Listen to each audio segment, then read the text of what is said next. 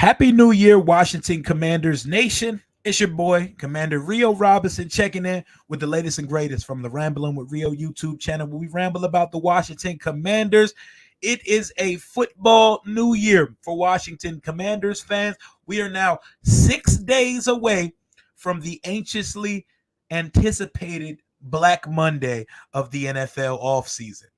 The Monday where general managers and head coaches they sign in, they log into the unemployment line. And while I'm not necessarily a proponent of wishing on another man's downfall, we all know what's coming with Ron Rivera, Martin Mayhew, and company, etc. in 6 days. We know what's coming. Washington is staring their 13th loss in the face 4 years into the regime of a veteran coach. Not a first-time head coach, a veteran, well-respected, league-wide head coach who came here as the coach slash de facto president, hired all his golf buddies to run the front office and to fill out his coaching staff.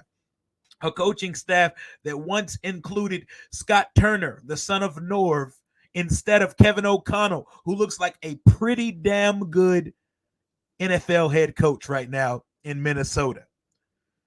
A guy that's been loyal to his detriment and dies on the heel of the players and coaches he brings in, and is not much of a forward thinker. And I'm ready to usher in a new generation of Washington football, a forward-thinking, left-brain, not dinosaur-driven new era of Washington football. So I'm going to fill out some roles for my optimal wish list for Commanders football. My future Commanders wish list. I'm going to fill the top 4 positions of this organization under the ownership.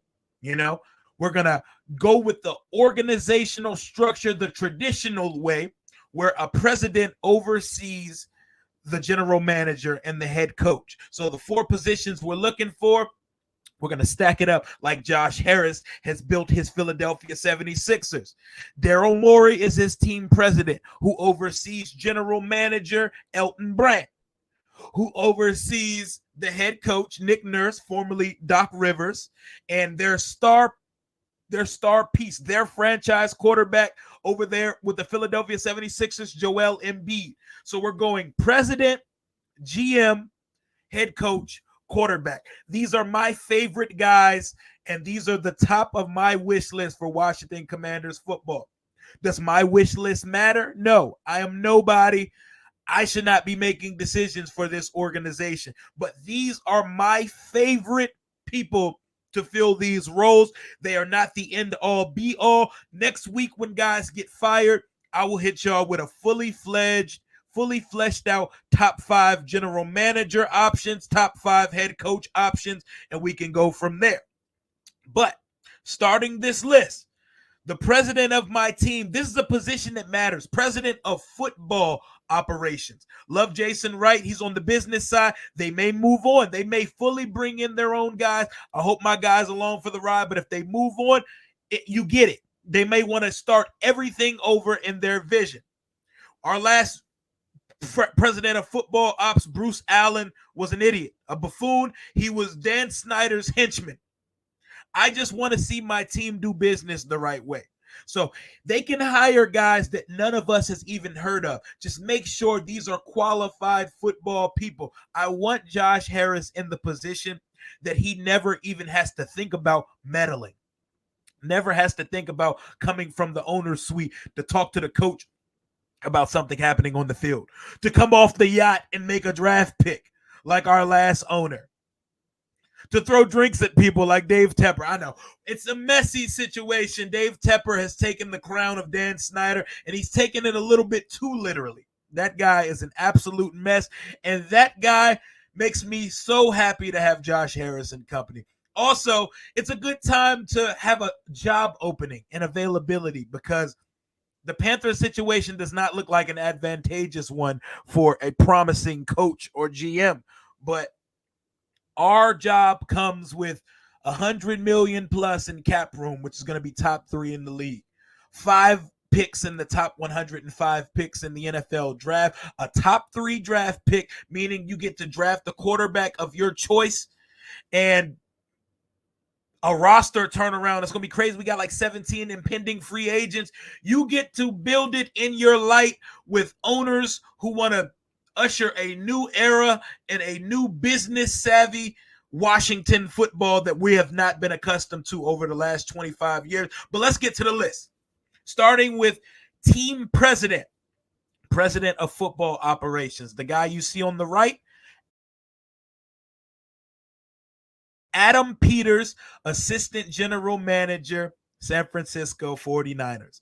He's the most highly sought after executive in the league. The 49ers have been hiding this guy from the rest of the NFL for the last few years. He spent the last 3 years as the assistant general manager working under John Lynch, and they say he's one of the more involved and one of the busiest in the draft room or in the personnel cycle of things for the San Francisco 49ers. John Lynch recently was promoted to president of football, the position that I want him to take here. So there is a chance that the 49ers, to keep him along with John Lynch and Kyle Shanahan in the Bay Area, they may promote him to general manager. He may not have to go anywhere. He did take an interview with the Giants for their GM vacancy back in 2022 before inevitably going with Joe Shane to pair with his Buffalo counterpart, Brian Daboll. But he did refuse interviews for the Titans and the Cardinals for their GM vacancies. Wasn't interested. So if we can get an interview with Adam Peters, things are churning in the right direction. This is a guy everybody wants. Whenever you type in GM candidates, possible GM hires, Adam Peters is the first name you'll see. And not only from a football perspective, me and the group chat, we have this thing we do. We call it the vibe check, where does the guy's face match the position? Does he look like a guy? Adam Peters looks like a motherfucker, man. He looks like a Don Dada. He looks like a control the draft war room type of guy. Seeing him on the field talking to Mayhew Sunday before the game, I was just looking at him like, man, that guy looks like a GM, man.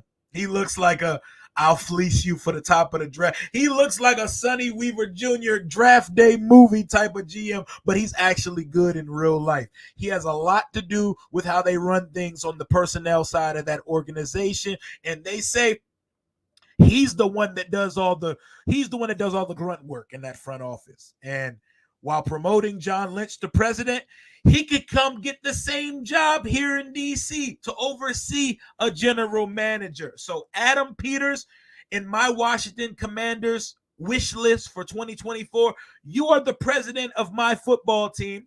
And in collaboration with Josh Harris and company, you are to select your general manager. And then y'all are going to put your minds together and select the head coach, and the entire brain trust of the organization. Y'all are going to select the quarterback, but not skipping steps 4 and 3. We're on to number 2. Who is the Elton Brand of Josh Harris's build of the Washington Commanders? Who's the general manager going to be?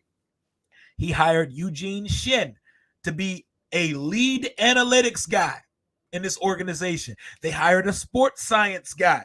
It appears that Washington wants to move into the analytics field of forward thinking. And there is someone with direct ties to Josh Harris who perfectly fits the analytic thing. I'm talking about a guy that participated in the Sloan Sports Analytics Conference, a gathering of analytical minds organized by Sixers president Daryl Morey, a franchise owned by Josh Harris. And the guy that perfectly fits this, and also an assistant GM in the league, also very experienced, Mr. Alec Halaby,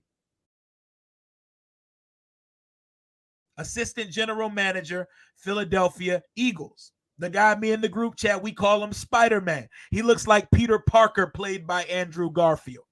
He looks super young. He looks super green, but this guy is an adamant professional. And watching him speak, you can tell the second he starts speaking that he was a Harvard graduate. And from what people have gathered league-wide and from what they reported in The Athletic, Harris is interested in a analytics-driven, very experienced assistant general manager type with an analytic background and Ivy League education.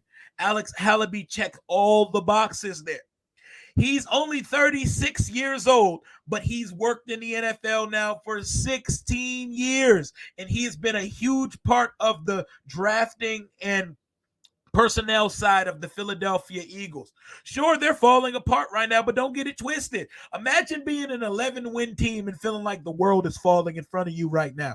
That is what I want for my football team. I want us to be so good that it is Super Bowl or bust on a regular basis. And I think the brain trust combination of Adam Peters and Alec Halaby would be a absolute grand slam hiring combination for the Commanders.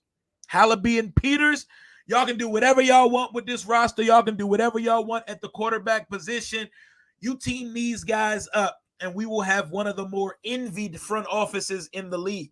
I think we're hiring more than just one executive. We're not just going to hire a GM and they're going to keep the guys we have here already. And I don't believe the hype about Marty Herney staying on board here. So, President of Football Operations, the Daryl Morey of the Commanders. Adam Peters, the Elton Brand General Manager of the Washington Commanders, Alec Halaby. And then they're going to get together with owner. They're going to let the owner know what's going on, but they're going to make the choices. The owner's not going to have anything to do with the head coaching choice. They're going to say, we want to hire a head coach, and we're going to do our due diligence, but analytics, forward thinking. We want the best offensive mind on the market. We want someone who is married to and tied to our quarterback, working with the quarterback nonstop. And the most coveted guy on the market is the guy you see in the middle of this picture. Ben Johnson, 37-year-old offensive coordinator, Detroit Lions. The belle of the ball. He will have his choice and his plethora of options coming into this offseason. We know Carolina's going to beat his doors down and try to knock his socks off with an offer, but he already turned Carolina down once, and Carolina doesn't look so sweet a year later. It looks even worse. Why would he circle the block? Other than him being born and raised in North Carolina and going to UNC Chapel Hill, what reason does he have to go for the Carolina Panthers? I think Washington and Ben Johnson are just a collision course going right at each other. We're looking at each other right in the face because I'm looking at that job.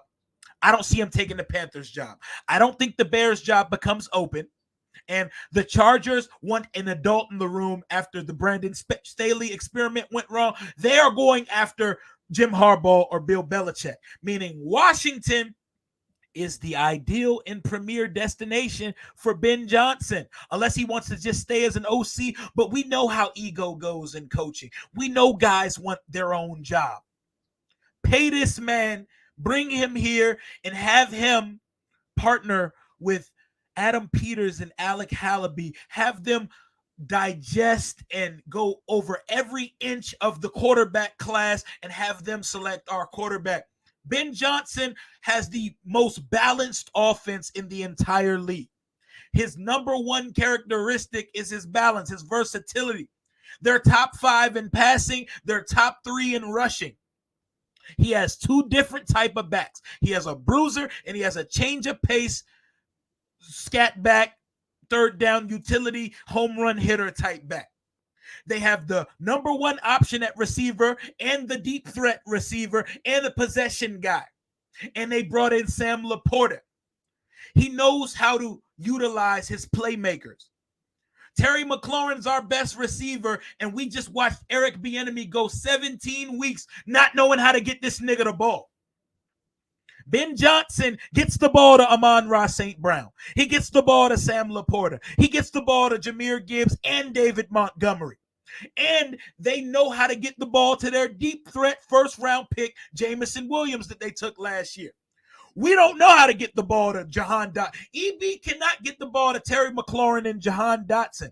Ben Johnson gets the ball in the hands of all his playmakers. He's young. We need that type of energy. Watch him on the sidelines. I don't want to see no stoic dinosaur old man standing with their arms crossed the entire game.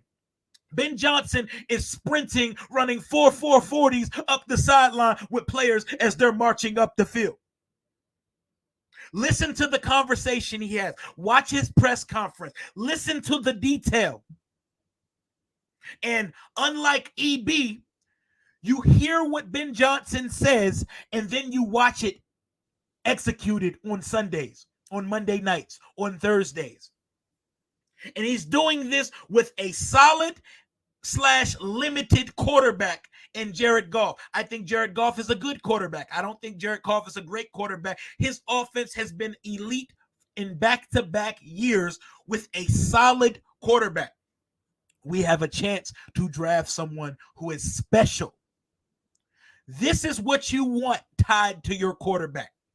My number 2 option, which we don't need to get into right now, but the Mike McDaniel option, the Ravens DC, love him, but I don't love the head coach being a defensive guy because the offensive coordinator is either going to be poached away if he's any good or fired if he's bad.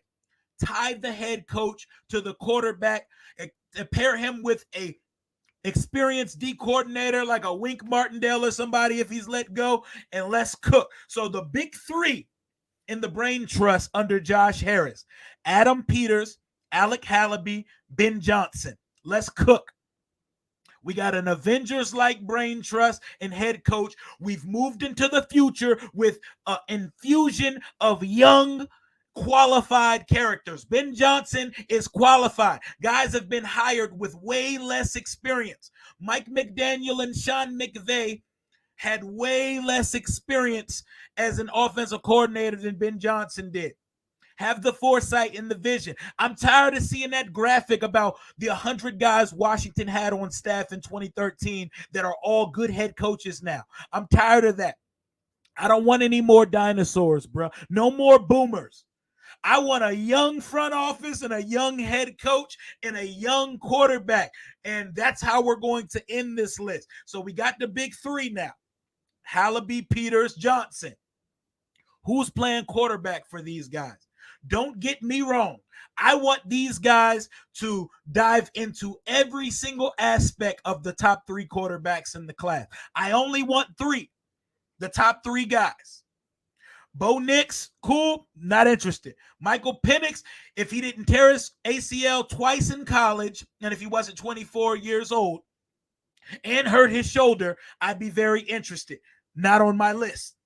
J.J. McCarthy's having a good season at Michigan, not on my list. Gives me Christian Ponder, Jake Locker, E.J. Manuel vibe. So my list consists of number 3, Jaden Daniels, the Heisman Trophy winner out of LSU. Number 2, the quarterback out of UNC, Drake May. But number 1 on my list, and who finishes my Washington Commanders wish list for 2024, the polarizing, the absolutely generational special quarterback, Gonzaga's own Caleb Williams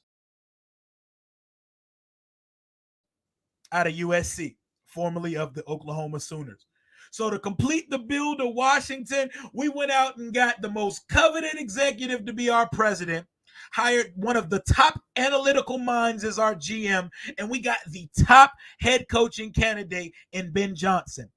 So to parlay those 3 things into completely Avengers assemble into the 2024 season, Washington selects Caleb Williams with their first round pick of the NFL draft, whether that be staying at 2 or 3 or moving up to number 1 so they can have the draft be their oyster for a couple months and they can vet out everything and have their pick of the litter rather than picking what's left. Caleb Williams completes the build of the Washington Commanders. Say what you want about the guy's personality. The guy's tape says all good things. The guy is an absolute baller. His only comps are Aaron Rodgers and Patrick Mahomes. The NFL thought too hard and overthought it with Mahomes and Rodgers. Rodgers was supposed to be the first round pick of the first overall pick of the draft. fell to the 20s because the league overthought it and they picked the safer option in Alex Smith. Alex Smith was a career game manager.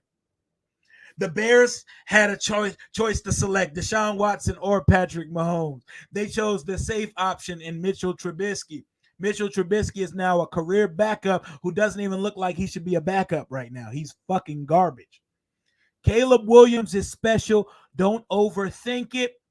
Get your hotshot quarterback who has a coach that can tap into every bit of his special abilities. We have plenty of picks. We have plenty of money. The offensive line is going to be handled. We're going to get an offensive line for the guy. A lot of people don't want to admit it, but a lot of the offensive miscues and bad play of the offense was self-inflicted by the quarterback and the play caller. I think the line isn't good, but I also don't think the line is as bad as Bieniemy and Howe made it look. But the offensive line is going to be situated. We're going to sign guys. We're going to draft guys. And just to let you know, offensive linemen exist past the first round. And there's a lot of offensive linemen going in the first 3 rounds of this draft. Go look at any draft pundit's top 100. It's littered with offensive linemen, tackles, and guards. We need those. We'll get those. But that's my big 4. That's my quartet. That's my Avengers Assemble. Adam Peters is president. Alec Hallaby as GM, Ben Johnson as head coach, Caleb Williams as quarterback. Let's roll, let's rock, and let's usher in the 2024 Washington Commanders with a bang. It's going to get real next week. Every update that comes out about the team, I will be here immediately with raw reaction and insight, and we're going to deep dive any hire this team makes. That's all I got for right now. Let me know who your big 4 is. Who is your pecking order? What is your list for who should be president, GM, head coach, and quarterback of the Washington Commanders in 2024? This is not the end-all, be-all. It's just my list and my preferences. Give me your top 4 in the comments below. Until next time, hail to the Washington Commanders. New beginnings are right there. Let's get it.